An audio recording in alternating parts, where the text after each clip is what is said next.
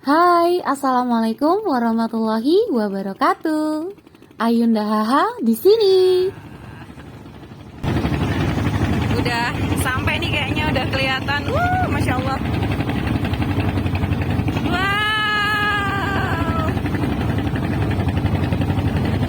Masya Allah.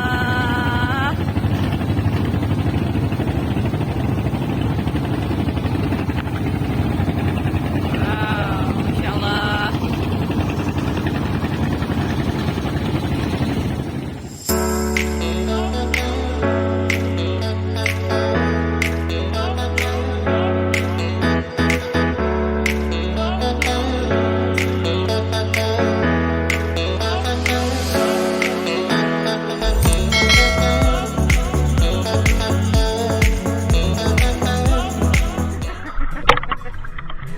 Jadi karena karangnya dekat, saya pakai film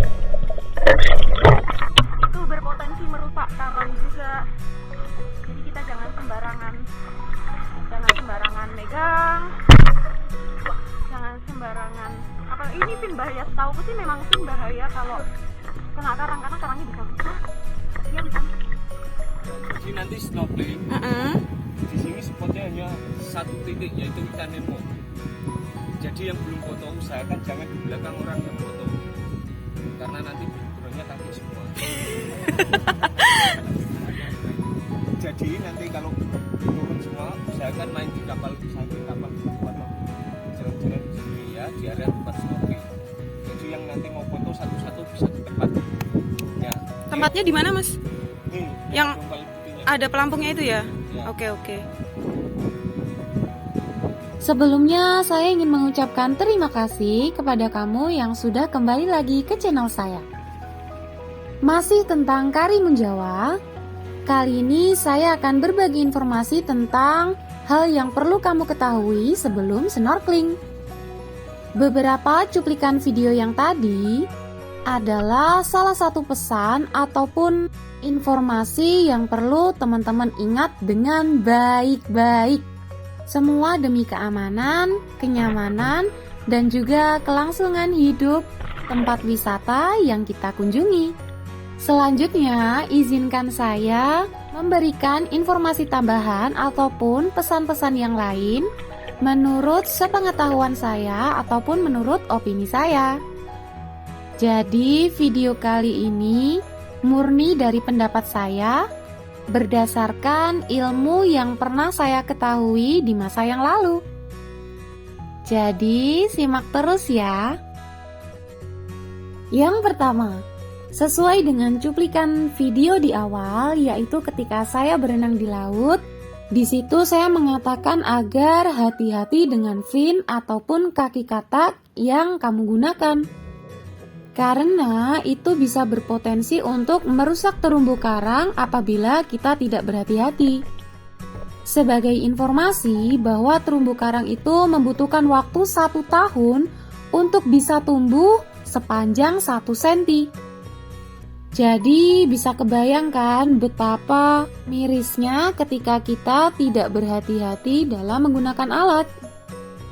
Yang kedua, karena terumbu karang itu membutuhkan waktu yang lama, sehingga hindari diri kita agar tidak menginjak, menyentuh, atau berdiri di atas terumbu karang. Karena terumbu karang itu tidak sekeras ataupun sekuat batu loh. Dan juga kalau kita sembarangan menyentuh terumbu karang, bisa aja itu berpotensi untuk membuat terumbu karang itu menjadi stres. Jadi yang bisa stres itu bukan cuma manusia aja, tapi seluruh makhluk hidup juga bisa berpotensi untuk stres apabila kita tidak berhati-hati. Yang ketiga, bicara tentang stres, di sini bukan hanya terumbu karang aja loh, tetapi juga ikan ataupun hewan-hewan yang lainnya. Jadi poinnya adalah hindari untuk menyentuh segala hal, termasuk hewan yang ada di laut. Alasan lain karena kita itu tidak benar-benar tahu bahwa hewan tersebut aman atau tidak untuk kita. Yang keempat adalah jaga jarak aman antar pengunjung yang sedang snorkeling. Saya pribadi termasuk tipikal orang yang menjaga jarak aman ketika sedang berenang. Makanya ketika saya turun dari kapal, saya segera berenang menghindar dari kerumunan. Alasannya karena kita tidak benar-benar tahu bahwa orang di dekat kita itu termasuk tipikal orang yang mudah panik atau tidak. Yang menjadi bahaya ketika orang tersebut panik dan kita berada di sekeliling orang itu, maka bisa saja kita ketarik dan masuk ke dalam air. Dan menurut saya itu adalah salah satu hal yang cukup bahaya. Yang kelima adalah, meskipun kamu sudah bisa ataupun sudah pandai dalam berenang, dari pemandu yang ada di kapal mengarahkan untuk membawa jaket pelampung meskipun tanpa digunakan di tubuh. Jadi ini tuh untuk jaga-jaga aja sih. Karena tidak menutup kemungkinan bahwa bisa saja terjadi kelelahan sewaktu-waktu ataupun kram dan berbagai bahaya yang lainnya. Jadi tetap patuhi arahan dari pemandu yang ada di kapal. Masuk ke poin yang keenam. Dalam menggunakan alat berupa masker dan snorkel, itu tuh ada tekniknya sendiri loh.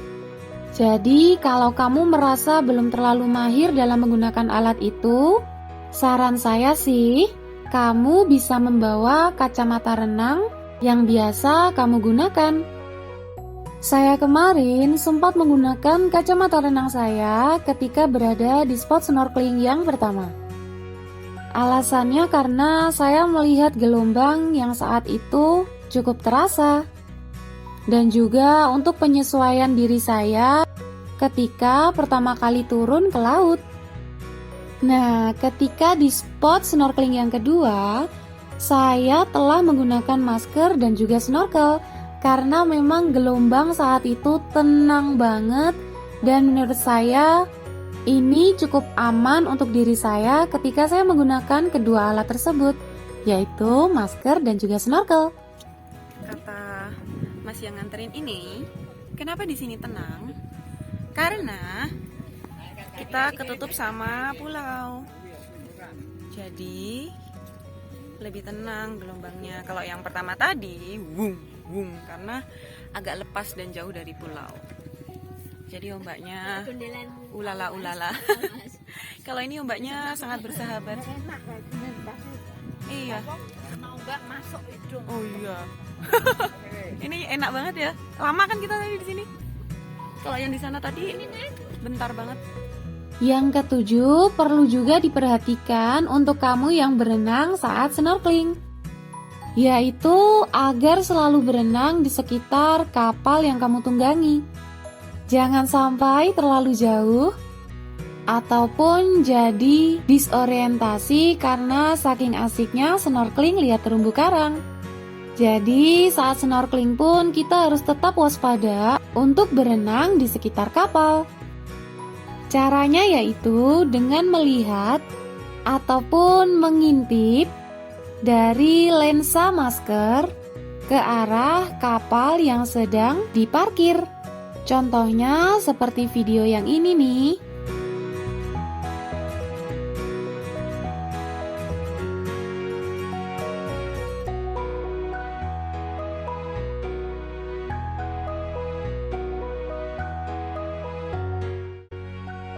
Dan yang terakhir ataupun yang kedelapan, yang menjadi salah satu pesan cinta saya untuk kamu, yaitu ukur kemampuan dirimu sendiri.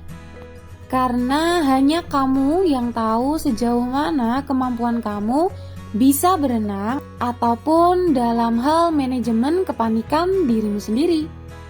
Sesekali nggak masalah kalau kamu membutuhkan waktu untuk menepi ke kapal, untuk sekedar minum ataupun mengkonsumsi makanan ringan agar energi tetap terjaga dan juga tidak terlalu lelah. Lalu setelah dirasa cukup, baru deh kamu bisa nyemplung ataupun berenang lagi di laut. Kalau berenang di sini penting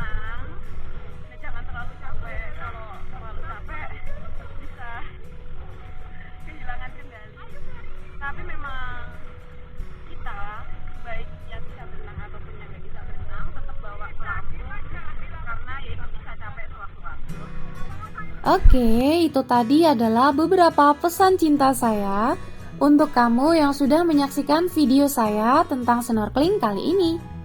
Semoga kamu tetap bisa happy dan juga enjoy saat bermain di laut.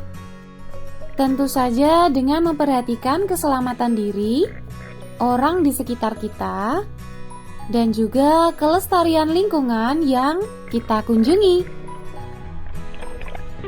Dan sekian dulu ya video kali ini. Karena selanjutnya saya masih akan membahas tentang Karimun Jawa lagi. Terima kasih sudah menyaksikan sampai akhir. Wassalamualaikum warahmatullahi wabarakatuh.